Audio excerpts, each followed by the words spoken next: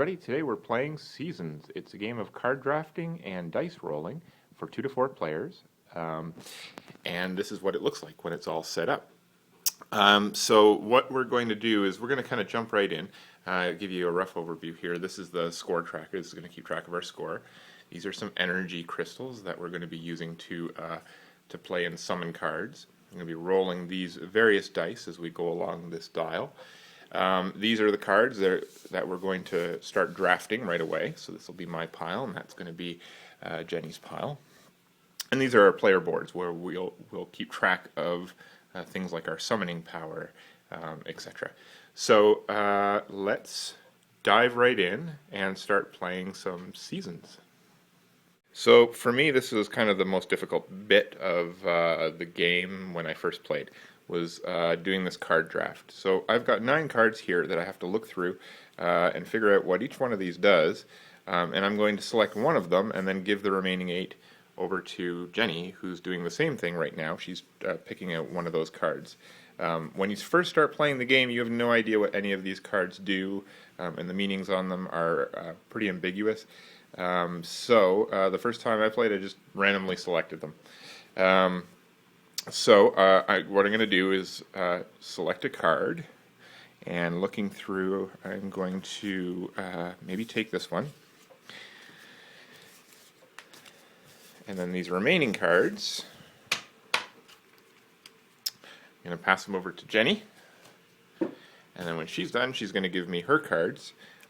And I'll select one of those, and we'll keep going back and forth until only one card remains to give to the other person, and then you should have 9 cards selected. Now I've selected 9 cards that I need to now group into 3 groups of 3 cards. And these are going to be my hands for the 3 years. So year 1, year 2, year 3. So I'll create a group of 3 cards as my starting hand, and then I'll take another group of 3, set them aside. That'll be my year 2 pile. And then the third group of 3 I will set aside, and that'll be my year 3 pile. These are the cards that are going to comprise my hand, and I'm going to have to summon each of these cards. For every card at the end of the game that I haven't summoned, in other words, that I haven't paid for and placed out on my play area, I'm going to lose points. So I need to make sure that I can summon everything that comes into my hand. Okay, so this is my starting hand that I've determined, and we're ready to play the game. So Jenny is going to start. She's the starting player. The starting cube here is at the 1 position on blue, so she's going to roll blue dice.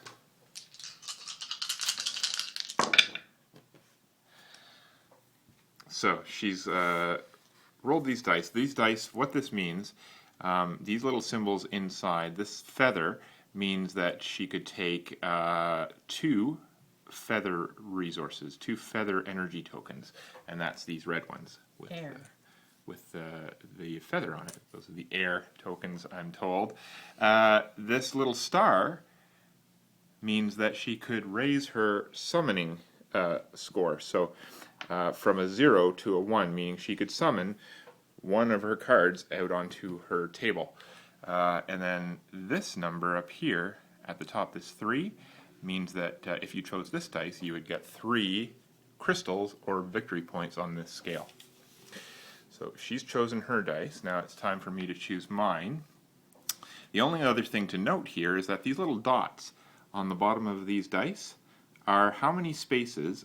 So when I choose my dice, say I choose this one. This little dot is going to say how many spaces does this cube move around the dial at the end of our turn. So I'm choosing this dice, and for it I get the 2 air tokens, and they're going to go up here. And this circle means I can transmute energy crystals like these into points over here. into crystals. So I don't want to do that right now. Jenny has also completed her turn. She's taken her air token here, and she's increased her summoning power up to 1 from 0. So these cards will do a whole bunch of things, and it's kind of impossible for us to go through and talk about what each one of these cards will do. So we're just kind of going to show you the flow of gameplay, and then you'll be able to read the cards on your own set and figure out exactly what each one of these do. But we'll give you an idea of how the game is played. So we've moved ahead the marker on the dial by 1. Still in the blue area, so now it's my turn. I'm going to roll blue dice again. And I get to choose. I'm going to choose. I need to be able to summon some things too, so I want this star. I'm going to choose that. And Jenny will choose hers. She's chosen her dice. So my star means I can raise my summoning power to 1. And I'm going to take another feather token. So now I have 3 of these. And the circle around it, again, means that I can transmute. I can convert these energies into crystals over on that board if I wanted to. But right now, I don't want to. So that's it. Now we've moved up into the, because the die that was left over had a 3 on it, we've moved up into the green area, and Jenny's just rolled the green dice. So looking at these dice, you can see they have a lot of these little leaf icons on them. That means you get one of these leaf tokens for that die. And I think I'm going to do that. So looking at these 2 dice, they're pretty much the same. You get 2 of those green resource tokens, a star on each, but one will move this cube 3 spaces, and one's going to move it 1 space. So strategically, if I wanted to slow down the game, I would take this one, leaving this one behind. If I wanted to speed up the dial, I'd take this one. So let's do that. So now that I've increased my summoning power, I'm going to summon a card. I want to summon this one, which will increase my summoning gauge yet again by 2. And this one costs me 2 red tokens to do that. So I'm going to pay my 2. And then this card comes out into my play area, and this effect happens immediately. So my summoning gauge goes up from 2 to 4. So now I can have 4 cards out on my area. So that's a good sort of way to kickstart how many cards I could have out. And we're on to the next turn. Jenny's moved forward to the yellow zone of the dial, so that means I'm going to roll yellow dice this turn. Lots of these little flame icons. Which one do I want? This one has a blue marker. And I have a card that needs a blue token, so that's what I'm going to do. I'm going to take this one.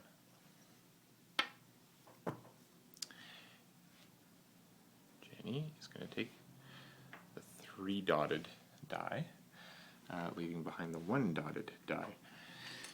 So for this, I am going to raise, I'm going to do the star, which raises my summoning gauge up to 5 now. Take a blue energy token. And if I wanted to, I can now summon this card. I can summon things at any point in the game, as long as I have the right resources to do that. But I'm going to leave that for now.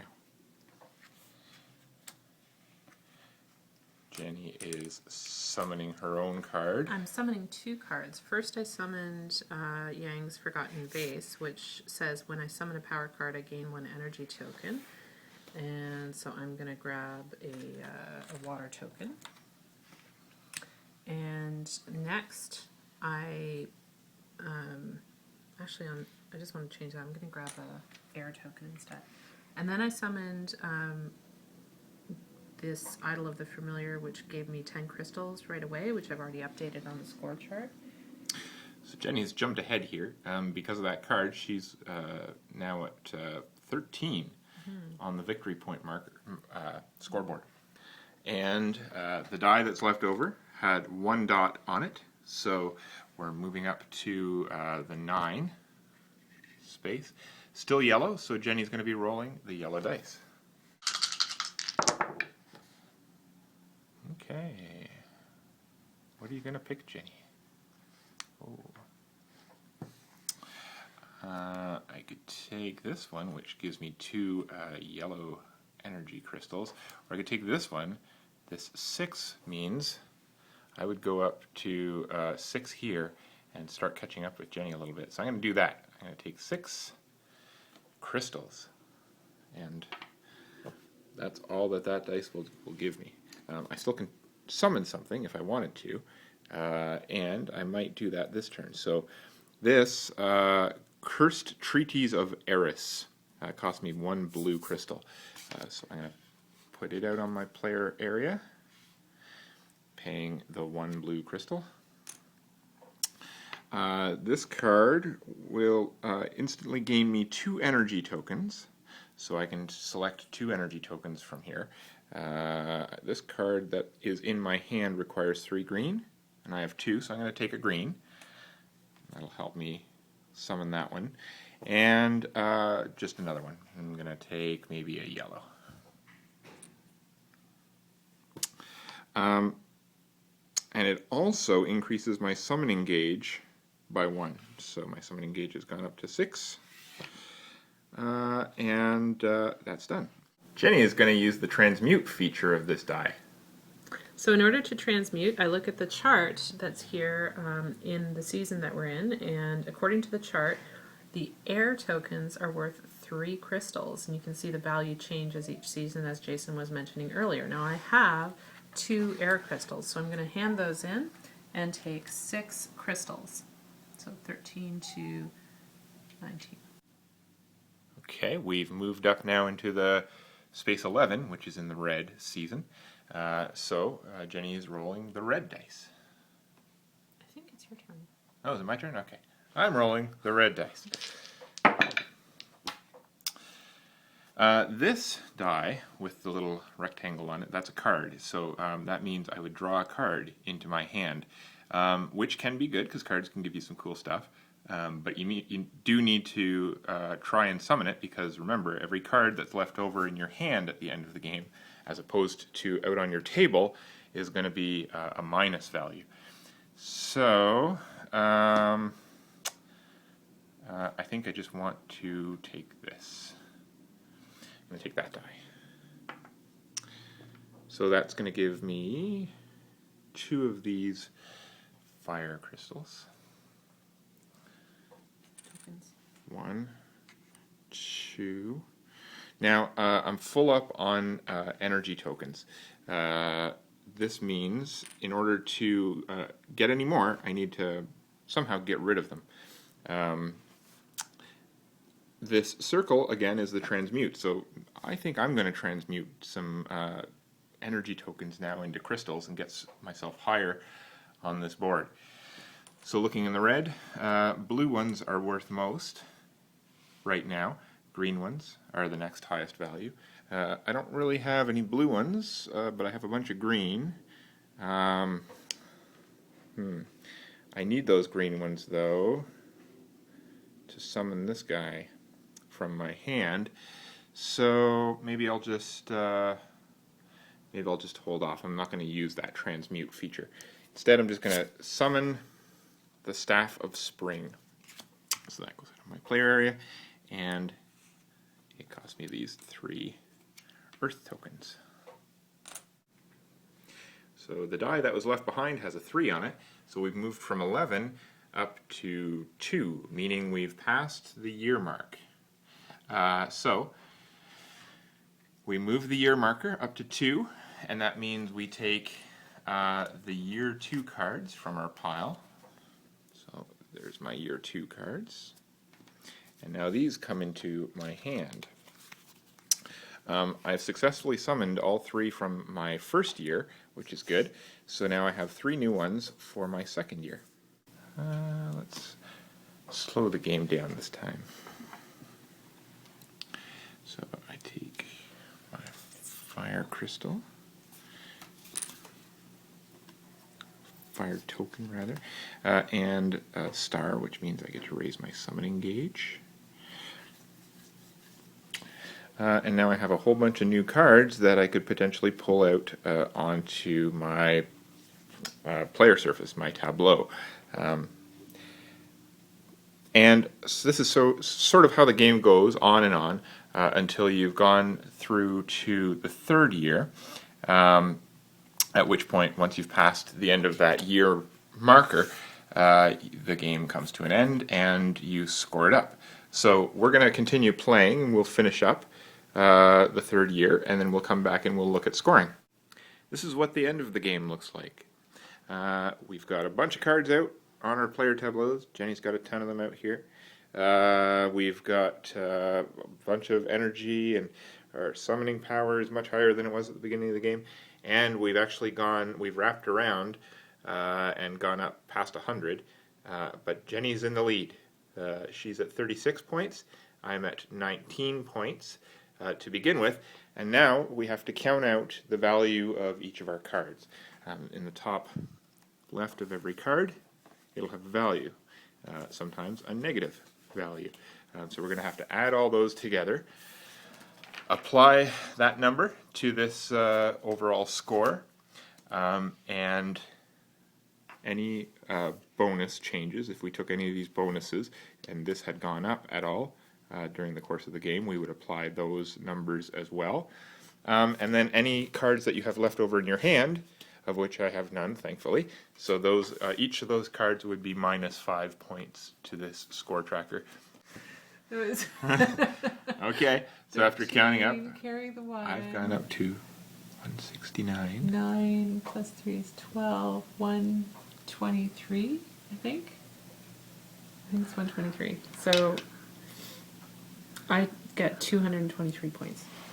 Oh, so Jenny's wrapped around twice on the scoreboard marker. She's ended up at 223 points. I ended up at 169 points. So, Jenny wins the game. Yay. Congratulations, Jenny.